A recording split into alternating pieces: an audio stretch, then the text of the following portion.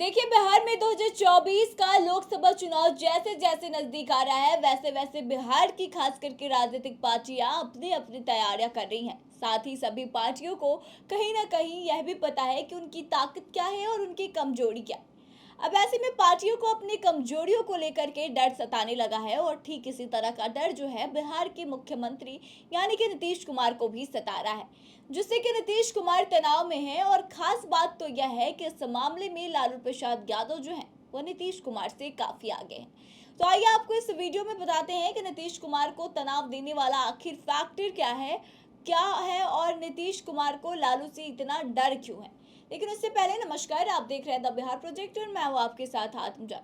देखिए, बिहार में जाति आधारित जनगणना का रिपोर्ट जो है उसे सार्वजनिक कर दिया गया और उसमें सभी जातियों और धर्म की जो आबादी थी उसका परसेंटेज भी अब सबके सामने है। अब आपको बता दें कि जब जातियों का परसेंटेज सबके सामने आ गया, उसके बाद से सभी लोग जो हैं वो अपनी अपनी जाति और जिस जाति की ज़्यादा आबादी है उसे साधने की कोशिश में जुट गए हैं।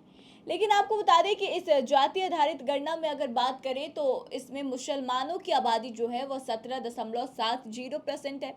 ऐसे में अब सभी राजनीतिक पार्टियों की तरफ से यही कोशिश की जा रही है कि कैसे भी करके मुस्लिम कम्युनिटी को अपने पक्ष में कर लिया जाए। लेकिन आपको बता दें कि अक्सर काफ़ी समय से ऐसा देखा जाता रहा है कि लालू प्रसाद यादव जो है उन्हें मुसलमानों और यादवों का काफ़ी अच्छा समर्थन मिलता रहा है। वहीं अगर साल 2020 में हुए विधानसभा चुनाव की बात करें तो जदयू ने अपने 11 मुस्लिम उम्मीदवारों को टिकट दिया था, लेकिन खास बात यह थी कि उनमें से एक भी उम्मीदवार जो है वह चुनाव नहीं जीत पाया और यह जदयू के लिए बहुत बड़ा झटका था। इसलिए कि कांग्रेस और राजद की बिहार में घटती लोकप्रियता के साथ मुस्लिम वोटर नीतीश कुमार की पार्टी जदयू के साथ आ गए थे। इसके बाद भी राजद मुस्लिम विधायकों के मामले में हमेशा से आगे रही। राजद ने 2020 में 17 मुस्लिम उम्मीदवारों को टिकट दिया था, जिसमें कि उसके 8 उम्मीदवारों ने जीत दर्ज की।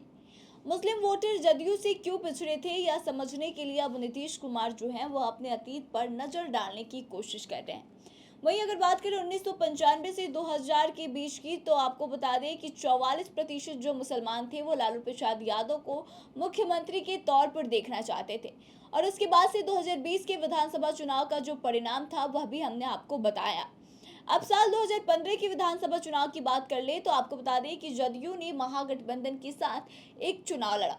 महागठबंधन में राजद, जदयू और कांग्रेस शामिल थे। तब 23 मुस्लिम विधायक कुल चुने गए थे। साल 2000 के बाद यह पहला ऐसा मौका था जब इतनी ज्यादा संख्या में मुस्लिम विधायकों ने जीत दर्ज की थी।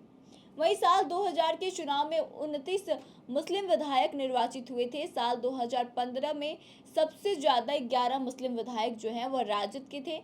कांग्रेस के 27 विधायकों में से 6 और जदयू के 71 में से 5 विधायक मुस्लिम थे। बीजेपी में तो मुस्लिम विधायकों की चर्चा करनी ही बेकार है, क्योंकि भाजपा की तरफ से तो किसी मुस्लिम विधायक को टिकट ही नहीं दिया गया था। अब आपको बता दें कि मुस्लिम वोट बिहार में पहले कांग्रेस के पास जाते रहते थे, लेकिन बिहार में जब से समाजवादी दलों की उत्थान हुई और कांग्रेस की लोकप्रियता कम हो गई, तब से जो वोटर थे वह राजद के साथ आ गए। राजद के सीएम रहते लालू प्रसाद यादव ने राम मंदिर निर्माण का लक्ष्य जगाने निकले लाल कृष्ण आडवाणी के रथ को रोककर उन्हें गिरफ्तार करवा दिया था। और इसके बाद से लालू प्रसाद यादव के लिए जो मुसलमानों का प्रेम था वो उमड़ता चला गया। लेकिन लालू यादव के जेल जाने के बाद राजद ने मुसलमानों का भरोसा कायम रखने का कोई काम नहीं किया। अब्दुल बारी सिद्दीकी जैसे नेताओं को छोड़कर राबड़ी देवी को सीएम बना दिया गया। लेकिन दूसरी ओर वहीं देखें तो आपको बता दें कि राजद के तर्ज पर नीतीश कुमार ने भी कई मौकों पर मुसलमानों का भरोसा जीतने की कोशिश करी है। वह भले ही भाजपा के साथ सरकार चला रहे थे, लेकिन उन्होंने अपने वसूलों से कभी भी समझौता नहीं किया। वह नरेंद्र मोदी के कटु आलोचक बन गए। बाढ़ राहत के लिए गुजरात के सीएम के तौर पर नरेंद्र मोदी की ओर से राहत के लिए राशि भेजी गई थी, सहायता राशि, उसको भी नीतीश कुमार ने लौटा दिया था और इससे मुसलमानों के दिलों में जगह बना ली थी। लेकिन फिर भी 2020 के चुनाव में नीतीश कुमार को मुसलमानों की नाराजगी का सामना करना पड़ा। अब आपको बता दें कि आबादी के हिसाब से बिहार देश का तीसरा बड़ा राज्य है और यहाँ मुस्लिम आबादी सबसे ज्यादा है। अभी जो फिलहाल जाति सर्वेक्षण के आंकड़े सामने आए हैं उस हिसाब से हिंदू में सर्वाधिक आबादी भले ही यादव की हो, पर धर्म के आधार पर मुसलमानों की आबादी 17.70 है। और इसी बीच बिहार की राजनीति में अब अशुद्दीन ओवैसी की भी एंट्री हो चुकी है, जो कि मुसलमानों के बड़े नेता माने जाने लगे हैं।